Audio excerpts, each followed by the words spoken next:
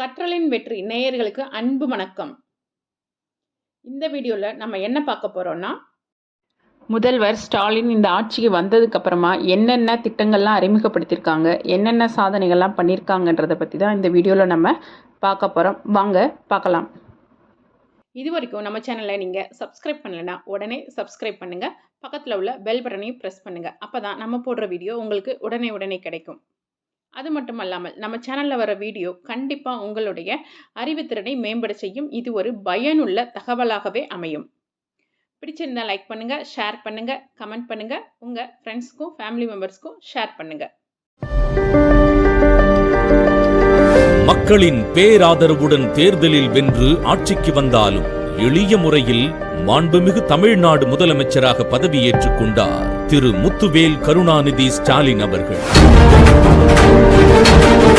முத்துவேல் கருணாநிதி ஸ்டாலின் என்னும் நான் கடும் நிதி நெருக்கடி, கொரோனா பெருந்தொற்று என கடினமான காலத்தில் கலங்கிப் போய் நிற்கவில்லை நம் முதலமைச்சர் அவர்கள். நெஞ்சுரத்துடன் நிலைமையை எதிர்கொண்டார். பெருந்தொற்று நிவாரணமாக குடும்ப அட்டைதாரர்களுக்கு 4000 ரூபாய், விடியல் பயணம், ஆவின் பால் விலை லிட்டருக்கு 3 ரூபாய் குறைப்பு, கோரிக்கை மனுக்களுக்கு தீர்வு காண உங்கள் தொகுதியில் முதலமைச்சர் திட்டம், பொதுமக்களுக்கான கொரோனா மருத்துவ செலவை தமிழ்நாடு அரசின் காப்பீட்டு திட்டத்தின் கீழ் ஏற்கச் செய்தல் என பயணத்தை தொடங்கியது தன்னிகரில்லா தமிழ்நாடு அரசு.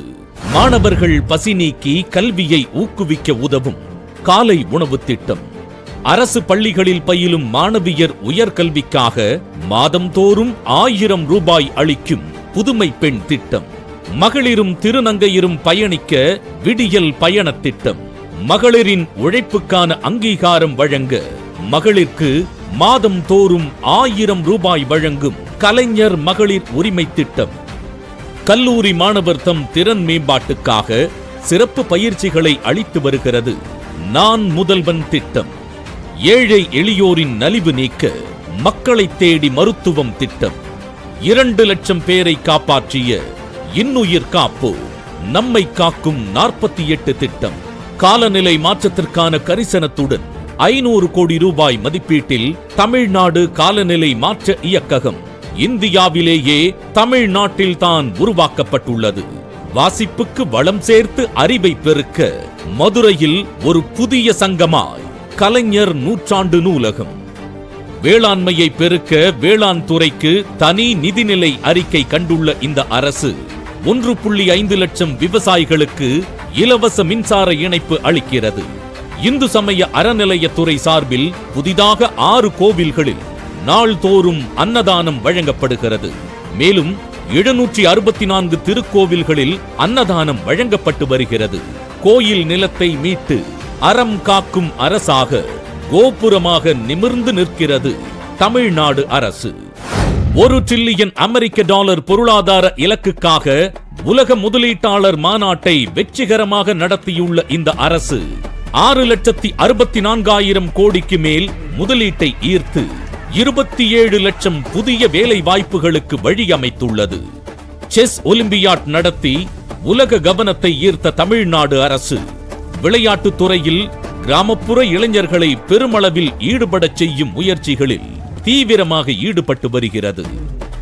ஆதி திராவிடர் சிறுபான்மையினர் நலனையும் செழிக்கச் செய்யும் திட்டங்களை தீட்டி அவர்களையும் அக்கறையுடன் அரவணைத்து பாதுகாக்கிறது. தமிழர் தம் தொன்மைக்கு சான்று பகரும் கீழடி அருங்காட்சியகம் அமைத்த தமிழ்நாடு அரசு தாமிரபரணி ஆற்றங்கரை நாகரீகத்தை தரணிக்கு சொல்ல திருநெல்வேலியில் ரூபாய் 33.02 கோடி மதிப்பீட்டில் உலகத் தரத்தில் பொருணை அருங்காட்சியகம் அமைத்து வருகிறது.